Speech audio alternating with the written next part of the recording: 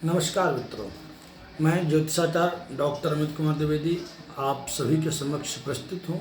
कल 28 अक्टूबर को पड़ने वाले खंड चंद्र ग्रहण के विषय में जानकारी लेकर के यह ग्रहण का समय क्या है, इसका किन किन राशियों पर क्या प्रभाव पड़ेगा, आइए जानते हैं। तो जैसा कि आप सबको विदित होगा कि कल 28 अक्टूबर को रात्रि 1:05 से लेकर के 2:25 तक स्मरण रखने के लिए कि रात 1 बजे से लेकर के 2:30 बजे तक खंड चंद्र ग्रहण का प्रभाव रहेगा। ध्यान दें, ग्रहण का सूतक, चंद्र ग्रहण का सूतक 9 घंटे पूर्व लग जाता है। तो इस प्रकार से 1 बजे ग्रहण लग रहा है तो 4 बजे 9 घंटे पूर्व से अर्थात 4 बजे ग्रहण का सूतक लग जाएगा। सूतक काल में मंदिर पट आदि बंद हो जाते हैं। देवी प्रतिमाओं का देवी देवताओं के प्रतिमाओं का स्पर्श आदि वर्जित है। गर्भवती महिलाओं को विशेष रूप से ग्रहण काल के समय ध्यान रखना चाहिए कि वह किसी भी नुकीली धारदार वस्तुओं का इस्तेमाल रात्रि 1 बजे से लेकर के 2:30 बजे के मध्य में बिल्कुल भी न करें। इस दौरान हो सके तो शयन भी न करें और भोजन भी न करें। गर्भवती महिलाएं जल, फल, दूध आदि ग्रहण कर सकती हैं, उसमें दोष नहीं है। सूतक काल में जो स्वस्थ है, जो धारण कर सकता है व्रत को, तो उसको चाहिए कि शाम 4 बजे से लेकर जब तक ग्रहण न हो जाए अर्थात 2:30 बजे तक वह किसी भी प्रकार का अन्न आदि ग्रहण न करे, सूतकान्न खाने से बचे। गर्भवती महिलाएं, वृद्ध और रोगी, इनके लिए यह नियम बाध्य नहीं है। उनको जब भी आवश्यकता हो दवा आदि की, भोजन की, फल की, दुग्ध की, रस की, ये सब वह समय समय पर सेवन कर सकते हैं। तो अब बात करते हैं कि इस ग्रहण का किस राशि पर क्या प्रभाव पड़ रहा है। तो सबसे पहले मेष राशि, जितने भी मेष राशि के जातक हैं वह ध्यान दें। उनके लिए यह ग्रहण घातकारी है, अर्थात उनके शरीर में चोट आदि लगने की संभावनाएं बन सकती हैं, इसलिए सावधान रहें। वृष राशि के जातक के लिए भी यह ग्रहण हानिकारक है। उनको किसी प्रकार की आर्थिक हानि होने की संभावना उत्पन्न हो सकती है, इसीलिए आर्थिक हानि न होने पाए इसका विशेष ध्यान दें और बच करके कल परसों 2 दिन निवेश बच करके करें। मिथुन राशिकारी के लिए ग्रहण लाभकारी है। उनको किसी प्रकार की शुभ समाचार दिलाने वाला होगा। वहीं कर्क राशि के लिए भी यह ग्रहण सुखकारी है। उनको सुख ऐश्वर्य में वृद्धि कराएगा। और सिंह राशि वालों के लिए यह ग्रहण मान हानि वाला है, अर्थात इस दिन सिंह राशि वालों का 28 और 29 अक्टूबर में मानहानि अर्थात अपमान होने की स्थितियां उत्पन्न हो सकती हैं। इसके बाद कन्या राशि वालों के लिए यह ग्रहण जो है मृत्यु तुल्य कष्ट प्रदान करने वाला हो सकता है, इसलिए सावधान रहें, सजग रहें।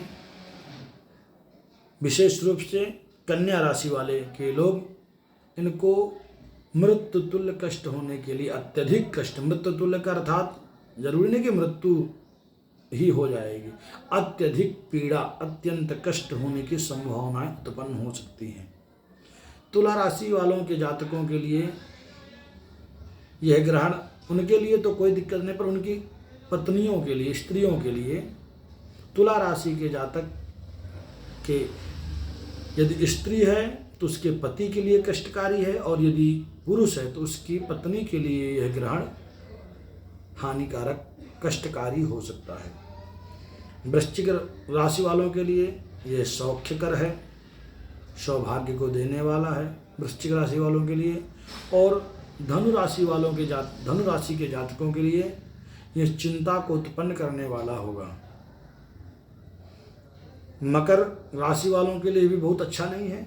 व्यथा, अनावश्यक अशांति, मन दिग्भ्रमित और अशांत होने की स्थितियां उत्पन्न हो सकती हैं। कुंभ राशि वालों के लिए बड़ा लाभकारी है, उनको लक्ष्मी की प्राप्ति होगी। कुंभ राशि वाले ध्यान दें, आज के दिन जरूर माता लक्ष्मी की आराधना करें, क्योंकि यह ग्रहण आपको लक्ष्मी प्रदान करने वाला हो सकता है, तो इसका लाभ अवश्य लें।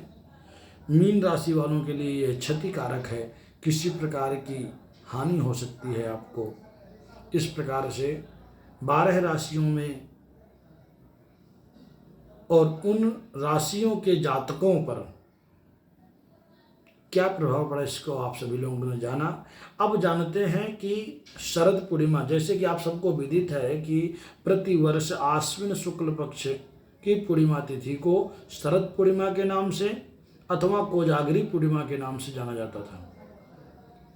आज के दिन पूर्णिमा के रात्रि के समय हिंदू समाज सनातन संस्कृति के अनुसार हम लोग, ऐसी श्रुति परंपरा है, ऐसा शास्त्र परंपरा है कि आज के दिन चंद्रमा की किरणों से अमृत वर्षा होती है। इसलिए आज के दिन गाय के दूध में चावल की खीर बना करके उसको खुले आसमान के नीचे पारदर्शी वस्तु से ढक करके रखा जाता है, जिससे उसमें ओस के रूप में चंद्रमा की किरणें पहुँचें और किरणों के माध्यम से अमृत तत्व पहुँचे। आज के समय में साक्षात तो अमृत मिलना मुश्किल है, परंतु इस माध्यम से कुछ तत्व को ग्रहण किया जा सकता है। कहते हैं आज के दिन माता लक्ष्मी अपने भक्तों के घरों में जाती हैं और देखती हैं कि कौन सो रहा है, कौन जग रहा है, और जो जगता है, जो जागे सो पावे, जो सोवे सो खोवे। आज की रात्रि में जो जागरण करता है, जगता है, उसके घर में माता लक्ष्मी अपना आशीर्वाद प्रदान करती हैं। और जिसके घर में सभी व्यक्ति सो जाते हैं तो वहाँ जा कर के माता लक्ष्मी चली जाती हैं और उसको फिर नाना प्रकार की हानियाँ, नाना प्रकार की आर्थिक समस्याओं को सामना करना पड़ता है। इसीलिए आज के दिन जागरण करने का विधान है, इसीलिए इसका नाम कोजागरी पड़ा। कोजागरी का अर्थात को जागृता, कौन कौन जाग रहा है आज। तो ऐसा शास्त्र परंपरा है कि आज के दिन जागरण करना चाहिए, खीर बना करके छत में रखना चाहिए और प्रातःकाल उस खीर का प्रसाद स्वरूप में माता लक्ष्मी को भोग लगा करके, लड्डू गोपाल को भोग लगा करके, अपने मंदिर के देवी देवताओं को भोग लगा करके सभी परिवार के साथ में ग्रहण करना चाहिए। ये तो रही खीर बनाने की बात।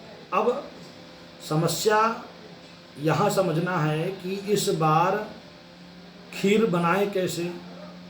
खीर बनाएंगे तो क्या सूतक नहीं लग जाएगा? सूतक में रख बनी हुई खीर का इस्तेमाल कैसे करेंगे?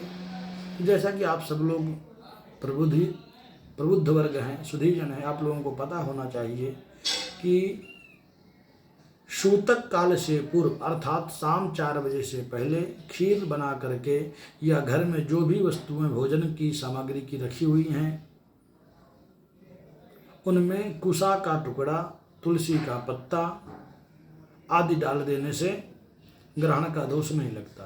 तो ध्यान दें, जो खीर बनाकर चंद्रमा की किरणों में रखते हैं वो कल सायं 4 बजे से पहले ही 2 से 3 के बीच में ही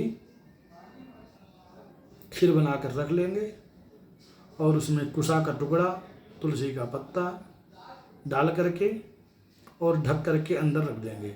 और जब 2:25 या 2:30 बजे ग्रहण का मोक्ष हो जाएगा, अखंड चंद्र ग्रहण समाप्त हो जाएगा, उस समय पर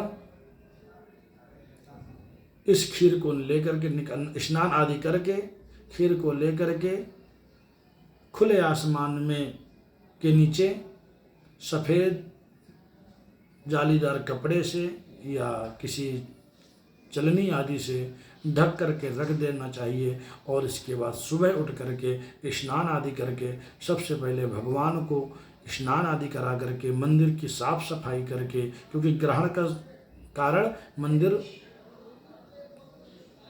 के वो धुलना, मंदिर भगवान के वस्त्रों को चेंज करना, अपना जनेऊ चेंज करना और गंगा जल का छिड़काव करना अनिवार्य होता है। तो ये सारी क्रियाएं करके माता लक्ष्मी को, भगवान लक्ष्मी नारायण को भोग लगा करके, लड्डू गोपाल को भोग लगा करके उस खीर को सभी लोग प्रसाद स्वरूप में परिवार के साथ ग्रहण करें।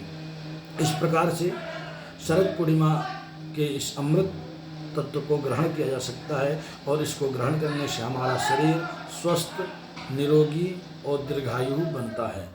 जय माता दी। आप सभी का जीवन मंगलमय हो। शरद पूर्णिमा, कोजागरी पूर्णिमा की आप सभी को हार्दिक शुभकामनाएं। और इस खंड चंद्र ग्रहण में आप लोग माता लक्ष्मी की, नारायण की पूजन करके इसका लाभ लें। विशेष रूप से ध्यान दें, गर्भवती माताएं, बहनें ग्रहण के दौरान किसी भी धारदार नुकीली वस्तुओं का इस्तेमाल करने से बचें और अपने उदर में, कुक्ष में, कोख में दोनों तरफ गेरू का लेप अवश्य लगा लें। इससे आपके गर्भस्थ शिशु की रक्षा होगी और ग्रहण का प्रभाव उस पर नहीं पड़ेगा। जय श्री राम।